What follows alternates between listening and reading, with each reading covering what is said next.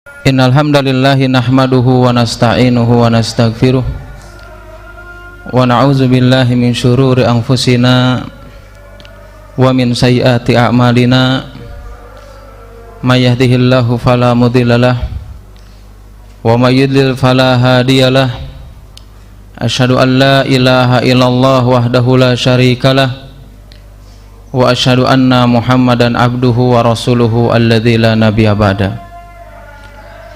Qala Allah Ta'ala fi kitabihil karim, ya ayyuhalladzina amanu taqullaha haqqa tuqatih wa la tamutunna illa wa antum muslimun. Ya ayyuhan nasu taqu rabbakumul ladzi khalaqakum min nafsin wahidah wa khalaqa minha zawjaha wa batha minhuma rijalan katsiran wa nisaa'a wattaqullaha alladzi tasaaluna bihi wal arham innallaha kana 'alaikum raqiba.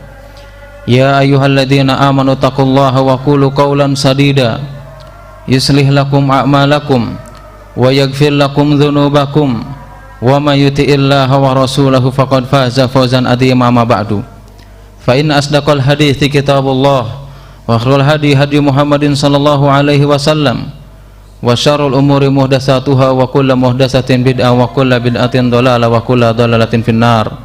Ala inna mimma qala wa kafa khairan mimma katsura. Allahumma shalli ala Muhammad wa ala alihi wa sahbihi wa man tabi'ahum bi ihsanin ila yaumiddin.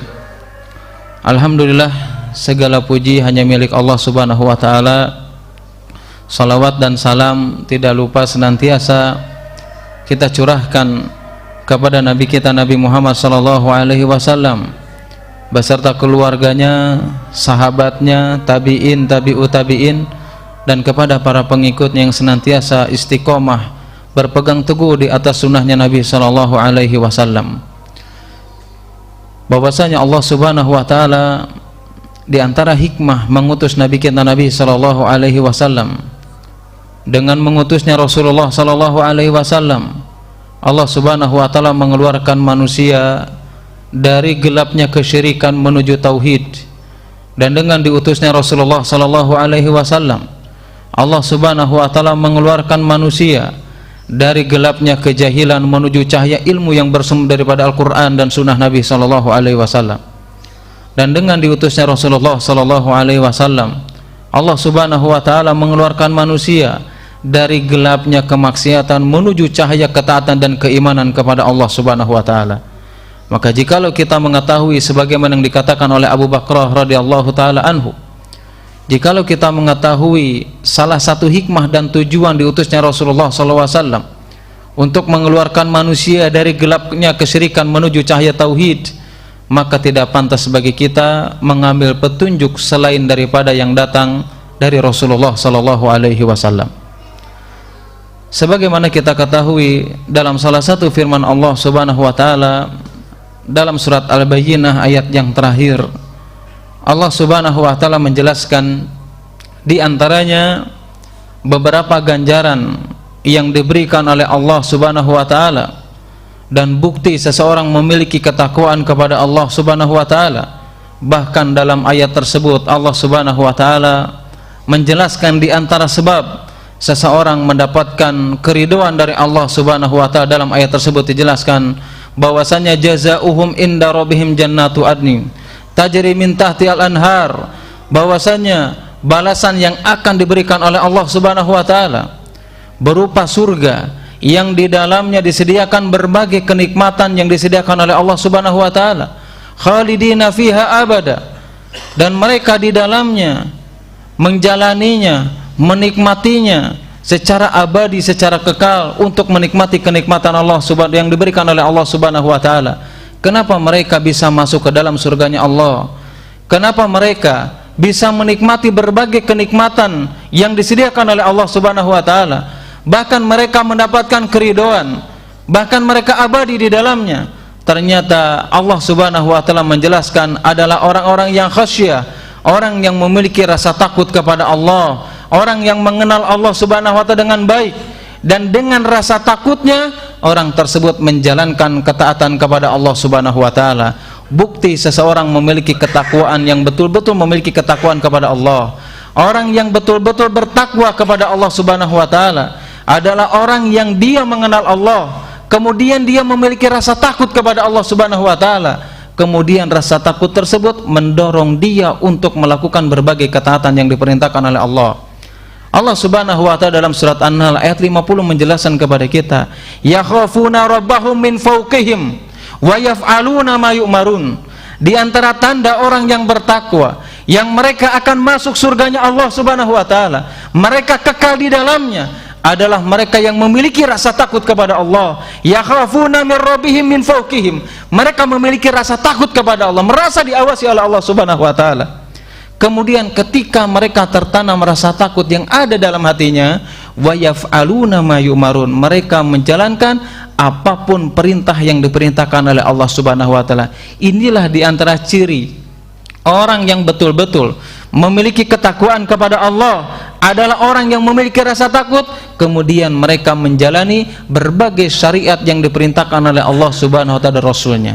Maka ayat tersebut adalah teguran bagi kita, ingin menanyakan kepada diri kita masing-masing, apakah kita betul-betul bertakwa kepada Allah, ataukah hanya sekedar dalam ucapan saja kita mengucapkan bertakwa kepada Allah, tetapi kita sering merasa berat untuk menjalankan berbagai syariat yang diperintahkan oleh Allah Subhanahu wa taala dan Rasulnya. Mana kalimat takwa yang dijelaskan Nabi sallallahu alaihi wasallam?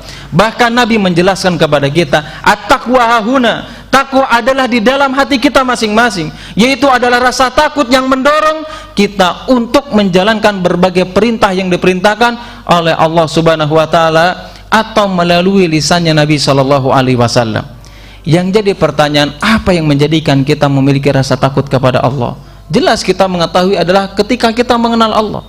Ada hal yang sangat penting, kalau seandainya kita ingat dengan hal tersebut, ingat dengan apa yang akan terjadi pada diri kita masing-masing, itu diantara sebab seseorang akan memiliki rasa takut kepada Allah, yaitu ketika Allah Subhanahu wa taala menjelaskan dalam berbagai banyak ayat, berbagai banyak hadis, menjelaskan tentang peristiwa hari kiamat, menjelaskan tentang hari kebangkitan, menjelaskan tentang alam barzah yang akan kita alami.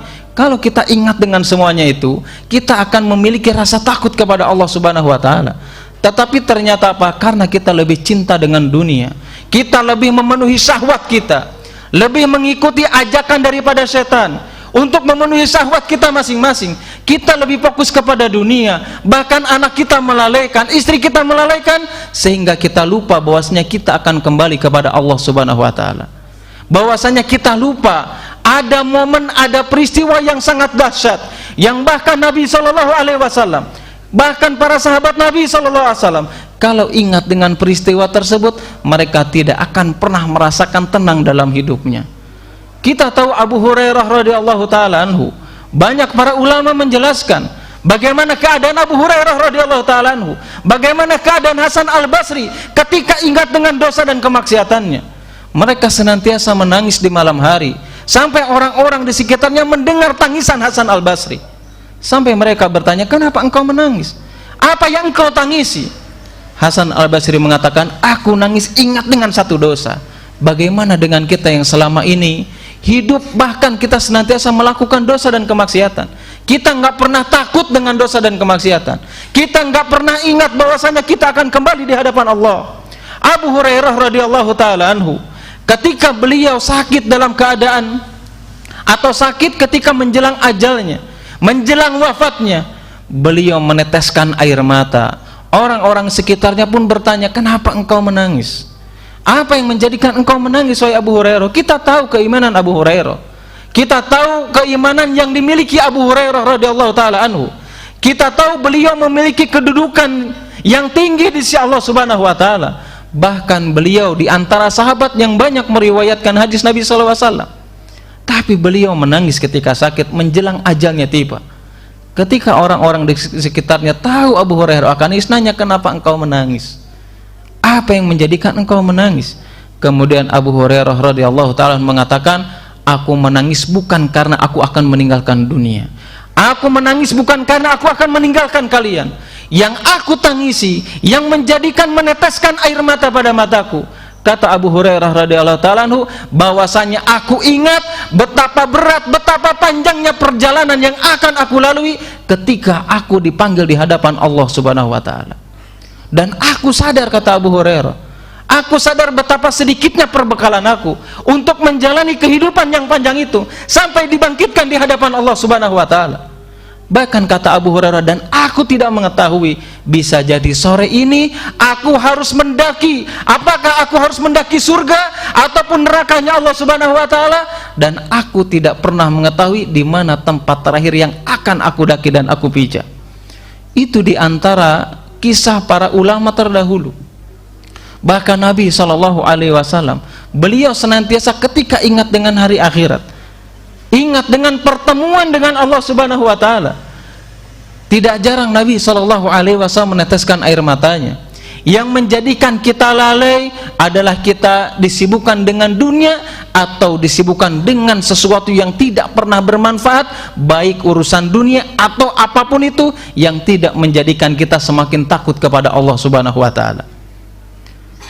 Salah satu dalam firman Allah Subhanahu wa taala yang menjadikan atau penegasan yang dijelaskan oleh Allah Subhanahu wa taala agar kita ingat bahwasanya kita akan kembali di hadapan Allah Subhanahu wa taala, bahwasanya ada momen, ada hari di mana hari yang dahsyat adalah hari kiamat, yang mana Allah Subhanahu wa taala menegaskan dalam surat Al-Qamar ayat yang pertama, Allah Subhanahu wa taala secara tegas, iqtarabatis sa'atu wansyaqqal qamar, bahwasanya hari kiamat ini adalah hari yang sangat dekat. Ketika hari kiamat itu terjadi, maka bulan akan terbelah, tapi kita semuanya lalai dengan itu, kita lupa dengan itu. Bukankah Allah Subhanahu wa taala dalam surat Al-Ahzab ayat 63 menegaskan kembali, yas'alukan nas anis sa'ah, wahai Muhammad, orang-orang akan bertanya kepadamu. Apa yang akan ditanyakan kepada Nabi sallallahu alaihi wasallam? Yaitu adalah tentang hari kiamat. Maka katakanlah kepada mereka, wahai Muhammad, kul innama ilmuha indallah, bahwasanya Allah lah yang tahu kapan kiamat ini terjadi. Bahkan Allah Subhanahu wa taala di ayat yang terakhir mengatakan, la'alla sa'ata takunu qariba, tetapi apakah engkau mengetahui, bisa jadi hari kiamat itu adalah hari yang sangat dekat, yang betul-betul akan terjadi. Dalam riwayat lain yang diriwayatkan Bukhari dan Muslim, hadis dari Anas bin Malik radhiyallahu taala anhu, Nabi SAW menjelaskan betapa dekatnya hari kiamat, betapa dekatnya hari penghisaban, betapa dekatnya kita akan dipanggil di hadapan Allah Subhanahu wa taala. Nabi SAW mengatakan, bu'istu ana wa sa'at kahatain. Kata Nabi SAW, hari di mana aku diutus dengan hari kiamat kahatain, beliau mengisyaratkan dengan dua jarinya, dengan telunjuk dan jari tengahnya, betapa dekat hari kiamat yang akan terjadi, dan kita semuanya akan mengalaminya. Kita akan bertemu dengan hari kiamat. Meskipun orang-orang yang memiliki keimanan kepada Allah, mereka tidak akan pernah mengalami betapa dahsyatnya yang terjadi pada hari kiamat.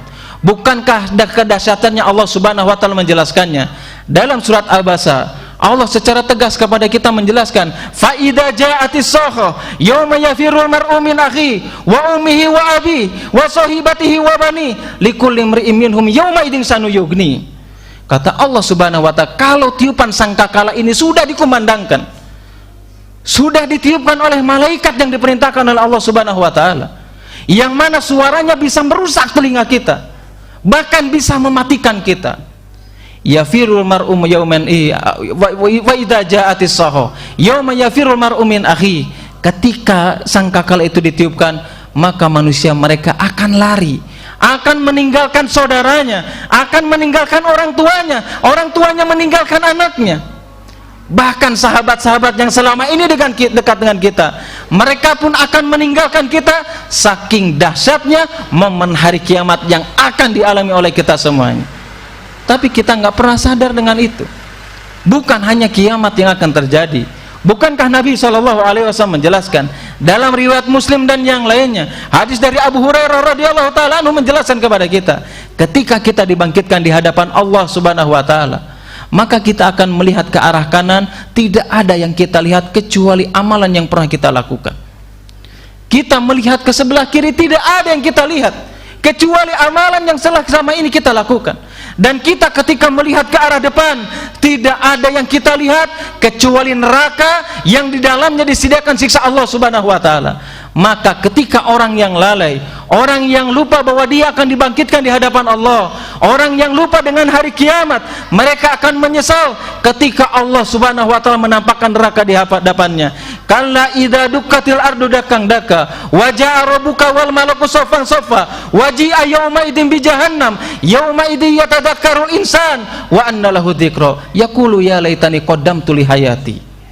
Ketika kiamat terjadi, ketika neraka dinampakkan kepada kita, ketika Allah mendatangi kita beserta malaikat utusan Allah Subhanahu wa taala, mereka akan menyesal. Mereka menyesal kenapa ketika hidup di dunia mereka senantiasa lalai. Mereka akan menyesal kenapa ketika diberikan usia, diberikan kesehatan, mereka tidak menggunakannya untuk mendekatkan diri kepada Allah. Yaqulu ya laitani qaddamtu li hayati.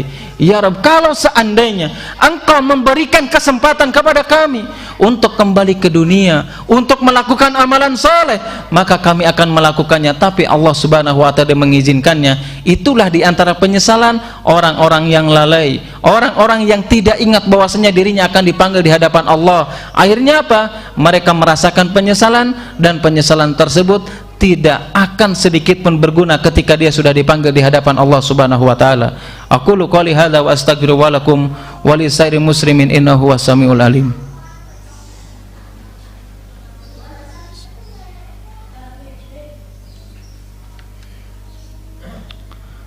Alhamdulillahilladzi arsala rasulahu bil huda wa dinil haq liyudhiru ala dini kullihi wa kafa billahi syahida. Itulah diantara ayat-ayat dari Al-Quran ataupun hadis-hadis Nabi SAW yang mana Allah Subhanahu wa ta'ala sering mengingatkan kepada kita, sering mengingatkan kepada orang-orang yang memiliki akal sehat, sering mengingatkan kepada orang-orang yang senantiasa mau berpikir, yang mau menggunakan hatinya, yang mau menggunakan pikirannya agar dia ingat dengan peristiwa yang mana Allah Subhanahu wa ta'ala sudah menetapkannya. Bukan hanya sekedar kiamat yang akan kita alami. Bukankah Nabi Shallallahu Alaihi Wasallam menjelaskan kepada kita dalam sebuah riwayat yang diriwayatkan Tirmidzi dan yang lainnya, yaitu hadis dari Anas bin Malik radhiyallahu taala anhu, ada peristiwa atau bahkan Nabi Shallallahu Alaihi Wasallam menjelaskan, walladzi nafsu Muhammadin biyadi, demi jiwa atau demi jiwa Muhammad yang berada di tangannya, beliau mengatakan, lau ra'aitum ma ra'aitu labakaitum katsiran wa la dhahiktum qalilan. Kalau seandainya kalian, kata Nabi SAW, melihat apa yang aku lihat, maka kalian akan lebih banyak menangis daripada tertawa. Kemudian para sahabat bertanya, ya, ma ra'aita ya Rasulullah, apa yang engkau lihat ya Rasulullah? Apa yang menjadikan Nabi SAW meneteskan air mata? Apa yang menjadikan Nabi SAW mengatakan bahwasanya kita akan lebih banyak menangis daripada tertawa? Ketika sahabat menanyakan demikian, maka Nabi mengatakan, ra'aitul jannata wan nar, yang menjadikan aku menangis, yang menjadikan aku sedikit tertawa ketika aku diperlihatkan tentang surga dan nerakanya Allah Subhanahu wa taala. Bahkan dalam riwayat lain, ketika Nabi Shallallahu Alaihi Wasallam mengatakan demikian, maka Nabi Shallallahu Alaihi Wasallam lebih menjaga senyumnya karena ingat dengan nerakanya Allah Subhanahu wa taala, karena ingat dengan surganya Allah Subhanahu wa taala. Itu yang menjadikan Nabi Shallallahu Alaihi Wasallam mengatakan apa? Kalau seandainya kalian ingat dengan itu, ingat bahwa kita akan kembali, ingat kita akan mempertanggungjawabkan apa yang selama ini kita lakukan, maka kita akan lebih sedikit tertawa dan kita banyak menangis ingat dengan dosa yang selama ini kita lakukan. Nabi SAW menjelaskan dalam berbagai banyak riwayat, baik itu riwayat Muslim ataupun hadis-hadis yang lainnya, ketika kita dipanggil di hadapan Allah Subhanahu wa taala, mulut kita ditutup, nggak bisa kita ngomong sedikit pun. Tetapi Allah Subhanahu wa taala menanyakan kepada siapa? Menanyakan kepada paha kita, kepada tulang kita, kepada daging kita, apa yang selama ini kita kerjakan, apa yang selama ini kita lakukan. Orang-orang yang memiliki keimanan kepada Allah, orang yang senantiasa ingat kalau dia akan dipanggil di hadapan Allah Subhanahu wa taala, ketika Allah Subhanahu wa taala menampakkan neraka ditarik dengan 70.000 tali, setiap talinya ditarik oleh 70.000 malaikat. Orang-orang yang beriman ketika melihat neraka dinampakkan oleh Allah Subhanahu wa taala, mereka memiliki atau merasakan hati yang sangat tenang dengan wajah yang gembira. Tidak ada sedikit pun wajah kesedihan di dalamnya. Berbeda dengan orang-orang kafir, orang-orang yang mereka mengingkari, bahkan lalai dari hari kebangkitan di mana dia akan dibangkitkan di hadapan Allah Subhanahu wa taala. Mereka dengan wajah yang gelap, wajah yang penuh dengan ketakutan ketika Allah Subhanahu wa taala menampakkan neraka yang ada di hadapan kita masing-masing. Bukankah Nabi sallallahu alaihi wasallam menjelaskan di antara sifat neraka yang disediakan oleh Allah Subhanahu wa taala bagi orang-orang yang melakukan kedzaliman, bagi orang-orang yang mereka mengingkari ajaran Nabi sallallahu alaihi wasallam, mereka mengingkari syariat Islam. Nabi sallallahu alaihi wasallam mengatakan, "Lau anna qitratan minaz zakum," kalau seandainya tetesan getah dari pohon zakum mereka menetes, atau satu tetesan ini tertetes kepada dunia ini, la afsadat fi ahli dunia, maka satu tetesan itu akan menghancurkan dunia atau kehidupan manusia seluruhnya. Fa kaifa bima yakun ta'amuhu, bagaimana kalau seandainya tetesan tersebut dimakan atau masuk kepada perut kita masing-masing? Apakah dengan hadis ini kita selama ini lalai dari peringatan Allah Subhanahu wa taala? Apa yang menjadikan selama ini kita lupa kalau kita akan dipanggil di hadapan Allah Subhanahu wa taala? Apa yang selama ini menjadikan kita lupa bahwasanya Allah Subhanahu wa taala memiliki neraka dengan berbagai siksaan yang sangat dahsyat? Dalam surat Al-Waqiah ayat 51 sampai 56 Allah menjelaskan di antara sifat atau azab yang disediakan oleh Allah Subhanahu wa taala bagi penghuni orang yang mereka senantiasa bermaksiat kepada Allah, yang akan dihuni oleh orang-orang yang mereka mengingkari perintah Allah Subhanahu wa taala. Summa innakum ayyuhad-dhalun, summa innakum ayyuhad-dhalun, bahwasanya kalian nih orang-orang dolim ini, orang-orang yang senantiasa berdusta, la'akiluna min syajari min zakum, kalian akan memakan yang namanya buah neraka, yaitu adalah buah zakum, famaliuna minhal butun, akan memenuhi perut-perut kalian, yang itu yang akan menghancurkan tubuh kita masing-masing. Abdurrahman bin Auf radhiyallahu taala anhu dan sahabat-sahabat yang lainnya, ketika beliau puasa, Abdurrahman bin Auf sehari dia puasa, kemudian dia berkunjung ke salah satu rumah sahabatnya yang lain, kemudian ketika disodorkan makanan beliau tidak memakannya, tapi beliau meneteskan air matanya, beliau menangis ketika melihat hidangan makanan dari saudaranya. Kemudian sahabat yang lain bertanya, kenapa engkau tidak memakannya padahal engkau dia siang hari dalam keadaan puasa?